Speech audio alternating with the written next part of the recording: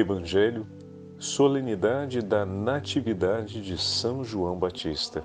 O Senhor esteja convosco, Ele está no meio de nós. Proclamação do Evangelho de Jesus Cristo, segundo São Lucas. Glória a vós, Senhor. Completou-se o tempo da gravidez de Isabel, e ela deu à luz um filho.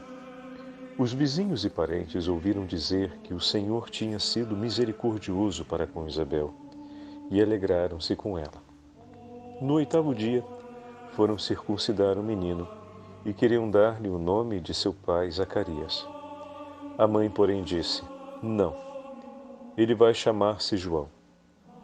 Os outros disseram: Não existe nenhum parente teu com esse nome. Então fizeram sinais ao pai, perguntando como ele queria que o menino se chamasse. Zacarias pediu uma tabuinha e escreveu: João é o seu nome. No mesmo instante, a boca de Zacarias se abriu, sua língua se soltou e ele começou a louvar a Deus. Todos os vizinhos ficaram com medo e a notícia espalhou-se por toda a região montanhosa da Judéia. E todos os que ouviam a notícia ficavam pensando: o que virá a ser este menino? De fato, a mão do Senhor estava com ele. E o menino crescia e se fortalecia em espírito. Ele vivia nos lugares desertos, até o dia em que se apresentou publicamente a Israel. Palavra da salvação. Glória a vós, Senhor. Solenidade da Natividade de São João Batista, em nome do Pai, do Filho e do Espírito Santo. Amém. Queridos irmãos e irmãs, é com muita alegria que hoje celebramos a solenidade do nascimento de São João Batista. São 3 as natividades celebradas pela Igreja: a de Nosso Senhor Jesus Cristo, a da Beatíssima Virgem Maria e a de São João Batista.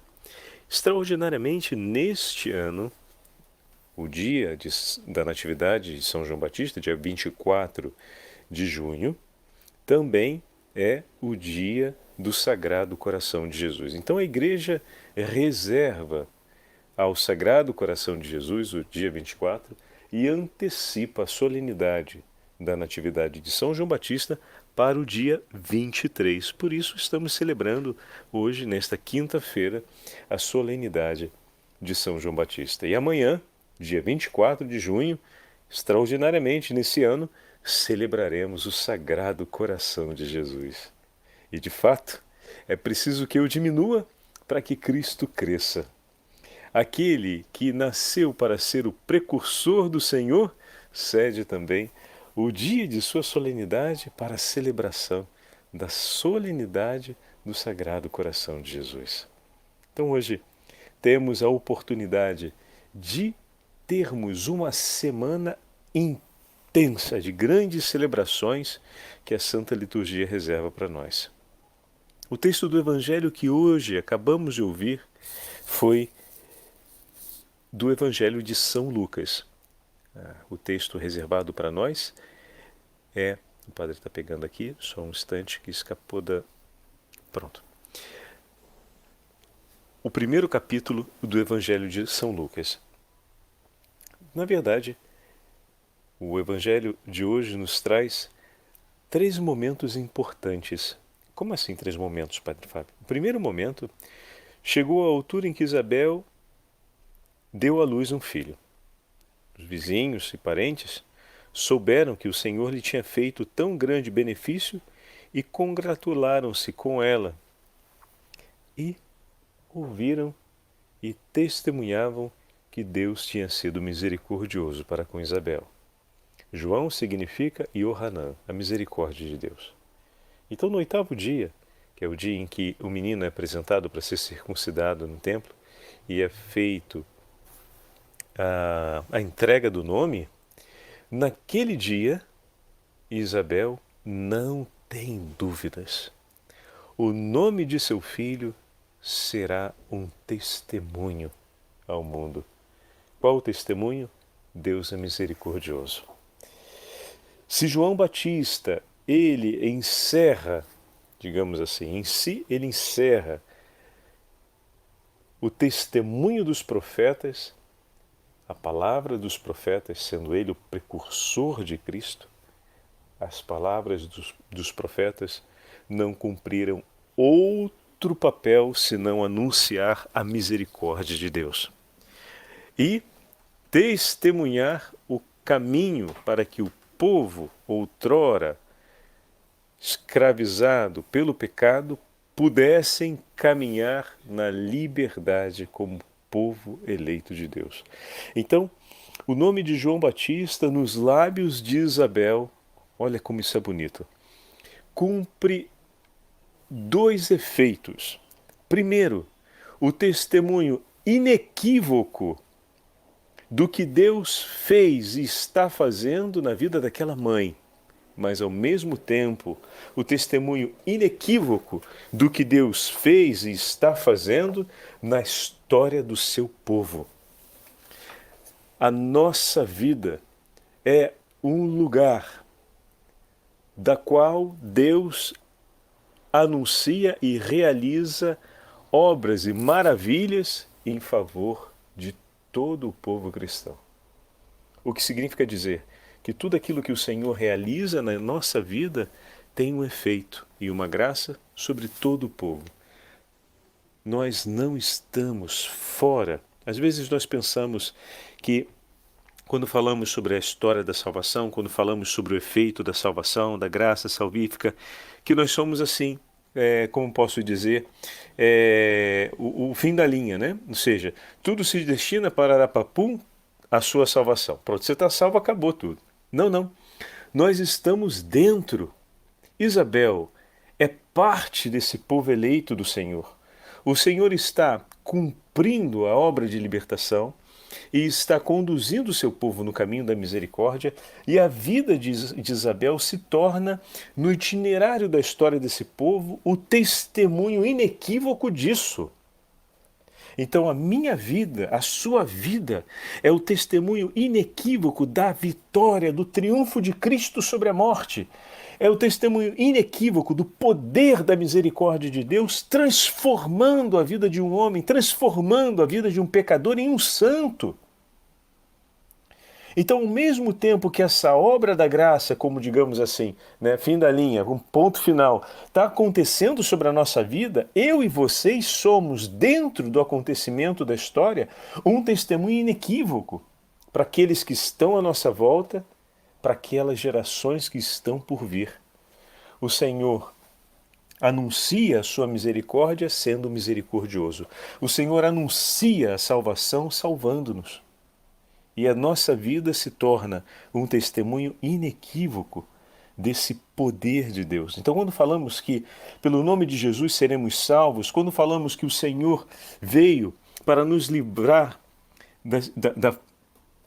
das mãos do inimigo infernal, quando nós dizemos que Cristo é a nossa salvação, nós estamos declarando isso sobre a nossa vida e isso sobre a história de toda a humanidade. Ah, padre, mas isso é tão óbvio que o senhor está falando, mas não é sempre que pensamos dessa maneira. Em que sentido?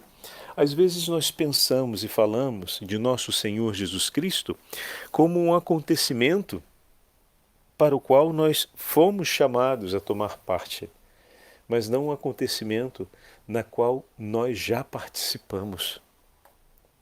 Nosso Senhor é o nosso Salvador, porque pelo seu nome nós estamos salvos, o que significa que nós precisamos caminhar na estrada da salvação.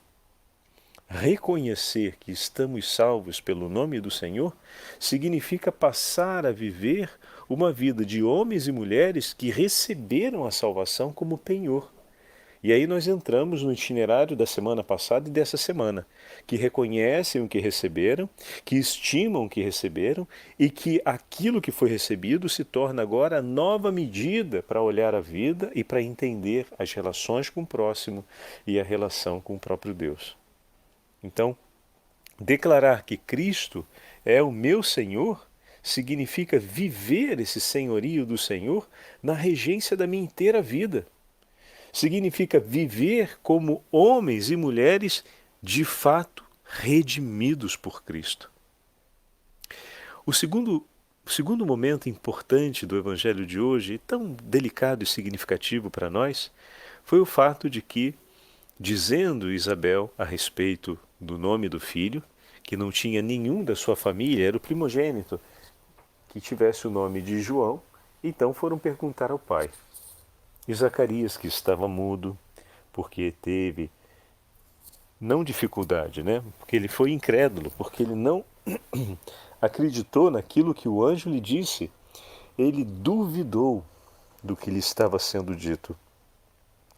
Duvidou, talvez não porque acreditasse que Deus não pudesse fazer isso, porque o Senhor já havia feito na história feitos maiores, mas porque talvez tenha colocado esperança demais sobre a sua própria humanidade, sobre uma condição natural, esquecendo que o nosso Senhor é Senhor sobre tudo, inclusive sobre a natureza. Como poderia uma mulher anciã e um homem ancião ter filhos, quando na verdade o anjo do Senhor está anunciando aquilo que é a vontade do Senhor, e ela é soberana. Deus é soberano. O que isso significa dizer? O que isso significa para mim e para você? Quando o Senhor diz, tu és meu filho, eu te amei, sobre ti derramei o meu sangue para a sua salvação, tu és meu. Se a gente diz que a palavra do nosso Deus é soberana, vamos viver sobre a soberania dessa declaração, dessa sentença, dizendo, Senhor, eu pertenço a ti e entrego a minha vida em tuas mãos. Quando o Senhor diz, tu és meu, que a nossa resposta seja feita a tua vontade, Senhor. Eu sou teu e a minha vida está em tuas mãos. Dessa forma, desde o primeiro instante, São João Batista conheceu, entendeu e viveu sua vida. Minha vida está em tuas mãos. Eu sou teu. Eu sou o canto da misericórdia de Deus. E isso foi inequívoco no coração de sua mãe Isabel. Mas o seu pai precisava ainda viver um itinerário de conversão. E a mudez foi esse sinal. E finalmente, ao escrever, João é seu nome, Zacarias dá o seu testemunho dizendo, meu filho é do Senhor. Como assim? Quem escolhe o nome do meu filho é o Senhor. A minha vida, a vida de meu filho pertence a Ele. Se o Senhor disse, está dito. Ou seja, de agora em diante, em meu coração, não haverá uma outra palavra. Deus é soberano, disse ele, assim seja. Olha que maravilha. Olha o chamado feito para mim e para você. Que a palavra do Senhor seja soberana em nossas vidas. E se Ele disse que nós somos seus ao preço do preciosíssimo sangue de nosso Senhor Jesus Cristo, essa deve ser a verdade que guia nossos passos. A nossa alegria, mas também a nossa proclamação. Minha vida pertence ao Senhor. E Ele é soberano sobre tudo. Senhor, qual é a sua vontade? E o que o Senhor me ensina no Evangelho? É isso que eu irei fazer, é isso que eu irei viver, é desse modo que eu quero viver os meus dias. Não quero nenhuma iniciativa, conclusão, decisão ou agir que passe exclusivamente pelas minhas mãos. Eu decido tudo com Cristo, em Cristo, por Cristo. Olha que maravilha. E a terceira imagem, bem significativa do Evangelho de hoje, é que depois que lhe foi entregue o nome, todos ficaram admirados. Olha aqui, o que significa isso? E depois vem a descrição, né? Todos ficaram imediatamente admirados, porque imediatamente se abriu. Então, o primeiro sinal, o sinal da graça de Deus, o sinal do perdão de Deus, né? Vocês lembram aquela imagem que existe em Israel de que um sofrimento, uma doença é uma punição de Deus, né? Assim se via a questão da lepra. Então nós temos Zacarias que sai do templo, mudo, né? Então uma deficiência física, uma punição de Deus. E agora os seus lábios se abrem, ou seja, o Senhor o cura na frente de todos. O Senhor o perdoa publicamente por ele ter cumprido uma coisa. O que ele cumpriu? Fez a vontade de Deus. A resistência que antes ele estabeleceu, agora ele não estabelece mais. Ele diz, à vontade, o que o meu Senhor disse é o que vai ser feito na minha vida. É isso que eu quero para mim. Eu quero o que ele disse. Eu escolho, estou com ele e não abro. Pronto. E o Senhor imediatamente cura. Se existia alguma preocupação do nosso Deus ser vingativo, ou do nosso Deus castigar para dano por uma ofensa cometida contra ele, olha aí. Todas as situações concretas, como essa que nós estamos vendo, né, de Zacarias, que poderia alguém dizer foi um castigo de Deus pelo seu pecado. Não foi um castigo de Deus pelo seu pecado. Foi o modo como o Senhor escolheu para ajudar Zacarias a compreender a ameaça de morte que estava sobre a vida dele. Ele perdeu a voz por um tempo, mas ganhou a fé por toda a sua vida. E aí? Isso é realmente um castigo? Pensa bem. Ele por um tempo perdeu a sua voz, mas encontrou um tesouro. Mudou-se algo na sua vida cotidiana para que se mudasse algo na sua alma. E dessa forma, o que outrora foi perdido foi encontrado, mas o que se encontrou-se primeiro, ou seja, a fé, foi algo que fez com que ele não perdesse jamais a sua própria vida, mas vivesse em Cristo. Então, percebem sobre que ótica a gente está olhando, que a gente está analisando. Porque às vezes o conceito de punição, como ele vem interpretado de maneira tão vulgar e simples, e desencarnado daquilo que é o mistério da salvação, né?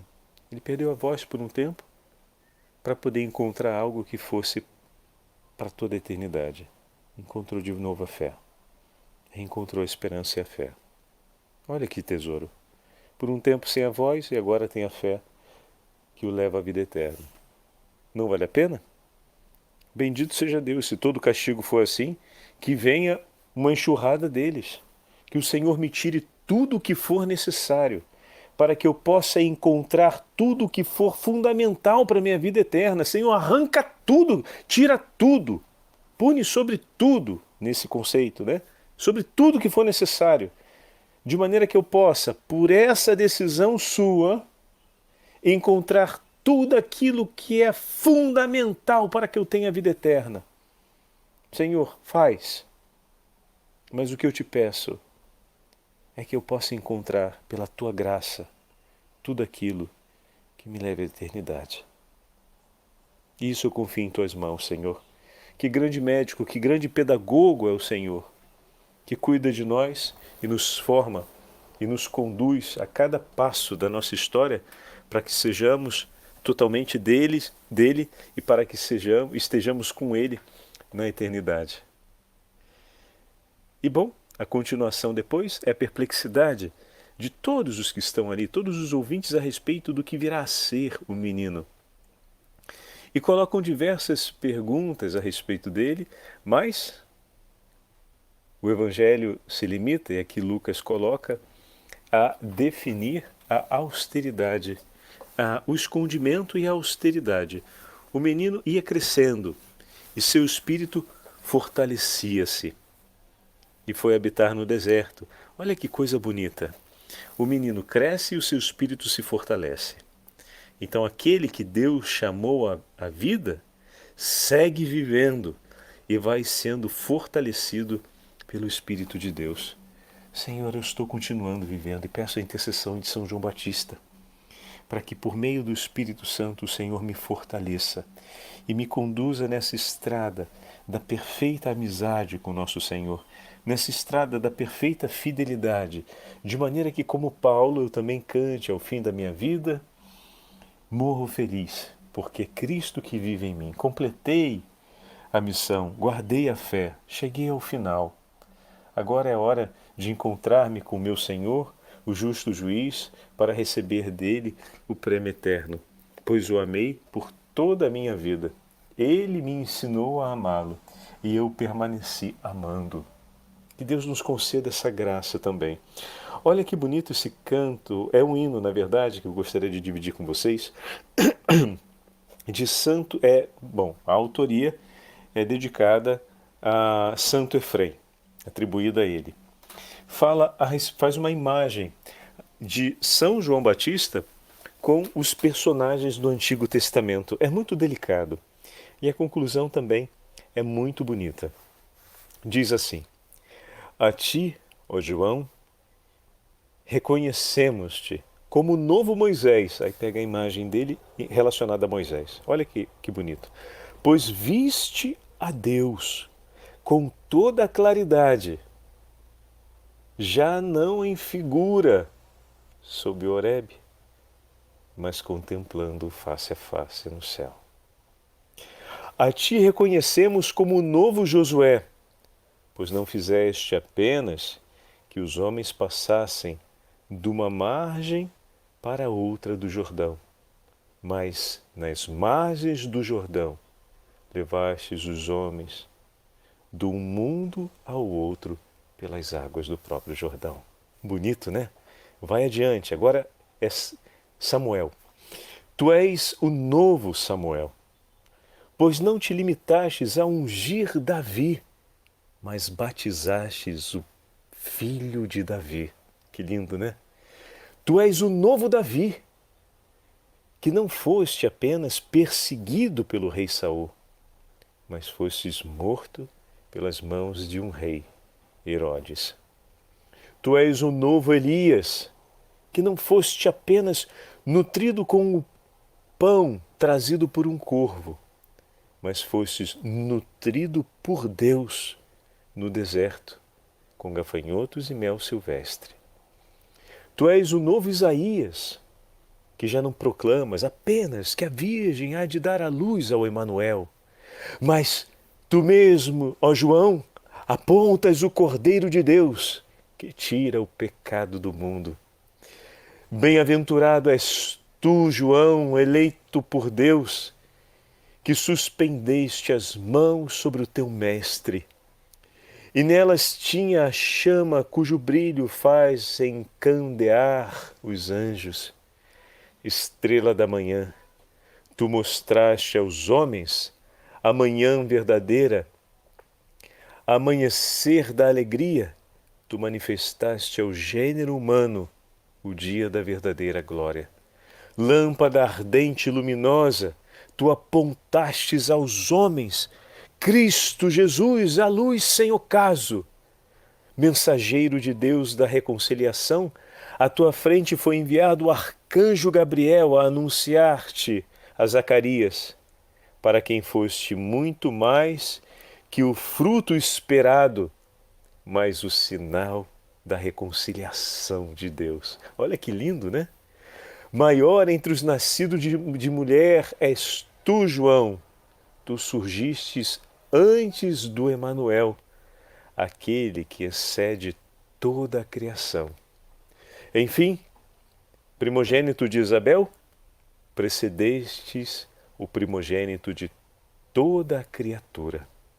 E completando ainda com as palavras de Santo Agostinho, acrescento esse outro trechinho aqui. Zacarias emudeceu e perdeu a voz até o nascimento de João, seu filho, o precursor do Senhor. Só então ele recuperou a voz, como sinal de comunhão com Deus. Que significa o silêncio de Zacarias, então? Não seria o sentido da profecia, que antes da pregação de Cristo estava, de certo modo, velado, oculto, fechado? Mas com a vinda daquele a quem elas se referiam, Jesus, tudo então se abre e torna-se claro. O fato de Zacarias recuperar a voz no nascimento de João tem o mesmo significado que o rasgar-se do véu do templo, quando Cristo morreu sobre a cruz. Se João se anunciasse a si mesmo, Zacarias não abriria a boca. Solta-se a língua, porque nasce aquele que é a voz. Com efeito, quando João já anunciava o Senhor, perguntaram-lhe um dia: Quem és tu? E ele respondeu: Eu sou a voz do que clama no deserto. João é a voz. O Senhor, porém, no princípio era a palavra. João é a voz no tempo. Cristo é, desde o princípio, a palavra na eternidade. Oh, meus irmãos e minhas irmãs, que maravilha! Peçamos a intercessão hoje de São João Batista para também nós sermos voz de Cristo no mundo e que a palavra eterna do Pai habite em nós, seja ela a nossa força e nós não tenhamos outra palavra em nosso coração que não seja a palavra do Senhor, como luz para os nossos passos. O Senhor esteja convosco, Ele está no meio de nós. Pela intercessão de São João Batista e da Beatíssima Virgem Maria, Mãe de Deus, abençoe-vos o Deus Todo-Poderoso, Pai, Filho e Espírito Santo.